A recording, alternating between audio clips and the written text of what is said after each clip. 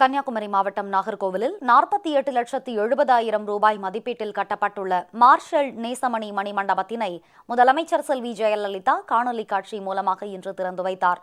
நாட்டின் விடுதலைக்காக பாடுபட்ட சுதந்திர போராட்ட வீரர்களையும் ஆங்கிலேய ஏகாதிபத்தியத்திற்கு எதிராக குரல் கொடுத்து தங்கள் இன்னுயிரை ஈந்த தியாகிகளையும் சமுதாய மேம்பாட்டிற்காக பாடுபட்டவர்களையும் போற்றி பெருமைப்படுத்தும் வகையில் நினைவு மண்டபங்கள், திருவுருவச் சிலைகள் அமைத்தல் போன்ற பணிகளை முதலமைச்சர் செல்வி ஜெயலலிதா தலைமையிலான அரசு மேற்கொண்டு வருகிறது. தமிழர்களின் சமூக பண்பாட்டு விடுதலைக்காகவும் தமிழகத்தின் தென் எல்லையாக கன்னியாகுமரியை தாய் தமிழகத்துடன் தக்க வைத்துக் கொள்வதற்காகவும் போராட்டங்கள் நடத்தி தியாகம் செய்தவர் நேசமணி. இதனால் இவர் மார்ஷல் நேசமணி என்றும் குமரி தந்தை என்றும் கன்னியாகுமரி மாவட்ட மக்களால் அன்போடு அழைக்கப்படுகிறார். நாகர்கோவில் நகர்மன்ற தலைவராகவும் சட்டமன்ற நாடாளுமன்ற உறுப்பினராகவும் பதவிகள் வகித்து மக்களுக்கு தொண்டு செய்தவர் மார்ஷல் நேசமணி ஆவார்.